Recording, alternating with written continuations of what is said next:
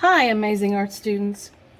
This is Miss Clary, and let's look at the second one-point perspective drawing that we're going to do. And I think the last. So we have been drawing, making drawings with a horizon line, which would be your eye level, either in a long room or a vast field, flat field. And that at some point objects disappear from our view if they get far enough away. They don't actually get smaller, but they visually get smaller. So we've drawn several objects. We've tried drawing objects and showing what the back of the object would look like to us as it went away from us in space. And I have a challenge today for you to figure out.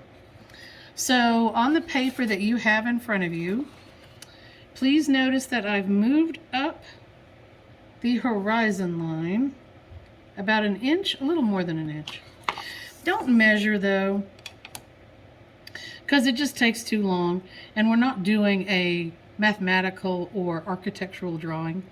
We're just doing an art drawing, just. So move your horizon line up on your page. I'd say an inch, you'd be fine.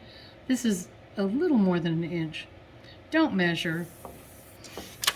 And you can draw that on this side and on this side. Please notice that the paper is vertical, so it's tall. You certainly could do these perspective drawings with the paper long, but these two projects call for the paper to be tall. So draw in your horizon line. Draw as lightly as you can. Hold your pencil back here. Put the vanishing point just a little bit off center, because I think that they look better. In the end, it will make more sense to you. So do that on both sides. Here, I'll put in the vanishing point here. Don't make your vanishing point ridiculously large. And we've drawn some objects here, and my challenge for you right now is to draw the largest possible rectangular object that you can on this piece of paper. What would be the largest rectangular object? Remember, we had that big rectangle that went above the horizon line and below the horizon line on one of the practice drawings. But this one, so this rectangle will certainly have to be above and below. That one was all on one side, so it certainly have to be, this way above, way below, but that's not the biggest rectangular object you can draw. What is going to be the biggest rectangular object that you can draw on this piece of paper? Has anybody figured it out yet? It's going to be big, a big rectangle. Where is the biggest rectangle? The page. The page itself, the piece of paper itself, is the largest possible rectangle. So instead of going around with the ruler and drawing in that rectangle, let's just accept that the edge of the page is our big rectangle. That means that we can draw from each corner. So here's one corner to the vanishing point. Draw lightly. We can draw from this corner to the vanishing point. And we're going to draw lightly. We can draw from this corner to the vanishing point.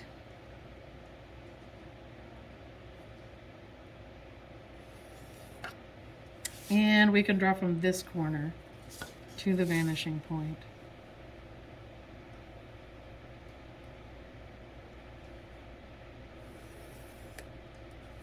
Okay. So now we know what the sides of this big rectangle will look like to us going away from us in space. So as always, we get to decide where we're going to end this massive rectangle. So let's draw a back. Let's end the rectangle here. So that's about the width of the ruler.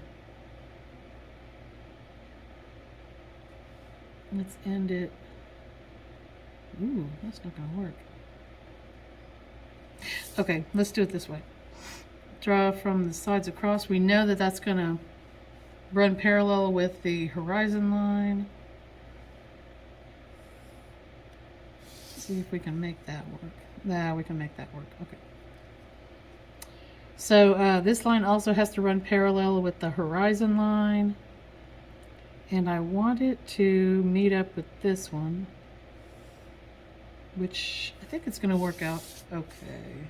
Yes. Remember that we're not measuring because we're doing an art drawing. It just has to visually look correct. So now we have the back wall, so we can erase these lines. Now you've got to convince your brain to accept this. The horizon line is still there, but we can really erase it so you can just barely see it, so that your brain can start to accept that this is a huge rectangular cube. And if we say it's a room, then this is the back wall of the room. Here's the ceiling. Here's a wall. This would be the floor. Here's a wall on this side. Okay? So, if we wanted to put, I'll call it a checkerboard, but it'd be like the floor tiles. Just like before, you'll draw from the vanishing point, which is still there, but you can just barely see it.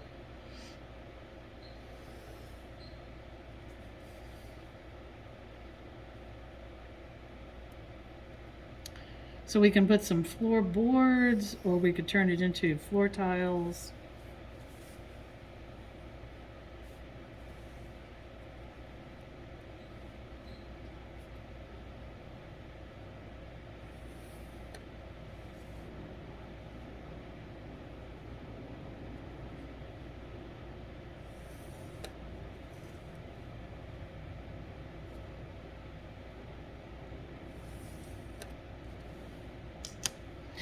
So this could become the, like I said, floorboards, or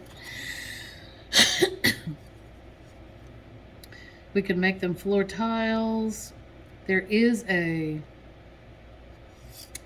way to make these really nice.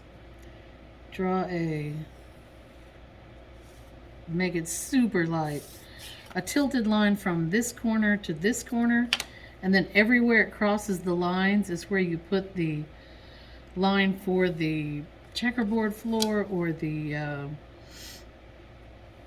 floor tiles. So all of these things will increase the illusion that we were working in a little room here.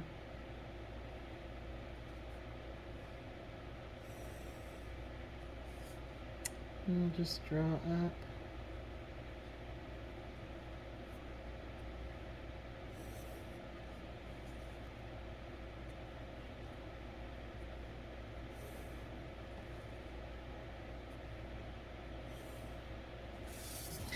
So you can see that by having these smaller and these larger, it's the illusion. It just makes your eye understand, oh, This is going way back to the back wall back here. So if you want to put a door in the wall, then the top of the door will go to the vanishing point, but the vertical lines will all run parallel.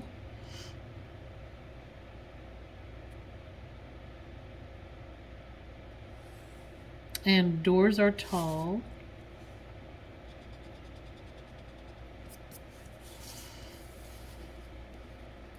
So the top of the door has to come off the vanishing point, because the top of the door is going away from us in space. So there's a door on our wall. To put pictures on the wall, you're going to draw the lines for the picture. And then the top and the bottom of the picture will come off the vanishing point.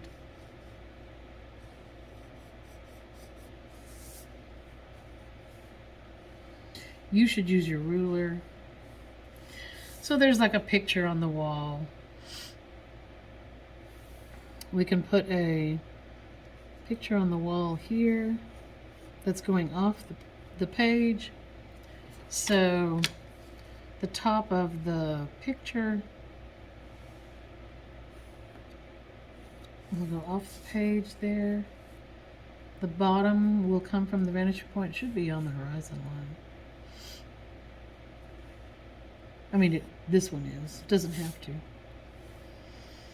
Well, that could be a window.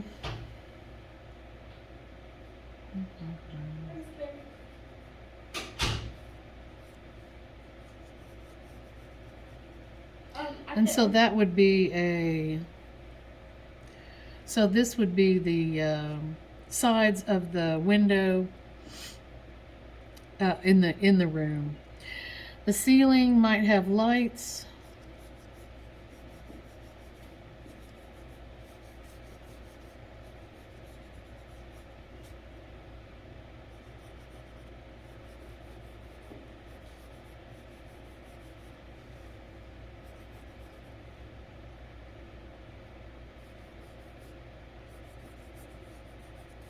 That you would draw with your ruler. You would draw the sides.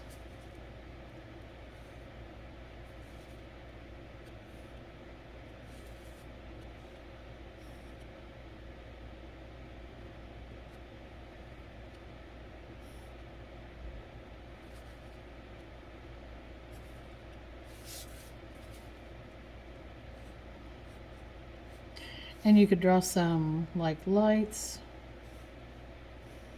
up in the ceiling. So there's your simple room. Now your brain is probably seeing it better. When you draw things on the wall itself, the back wall, you don't have to use any foreshortening. You don't have to use the perspective rules because it's straight on, not being affected by. So there's a nice big window in our back wall here.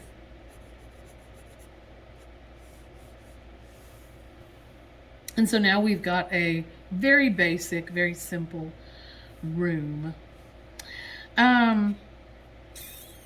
So let's do this again. So here is the other side of the page with the horizon line up a little bit higher. Remember that we are going to draw from each corner to the vanishing point.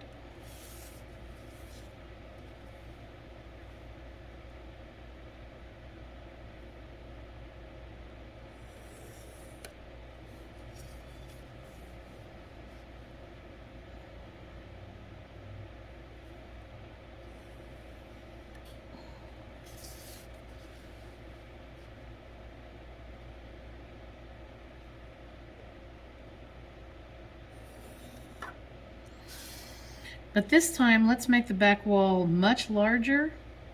So let's explore that together in the next video.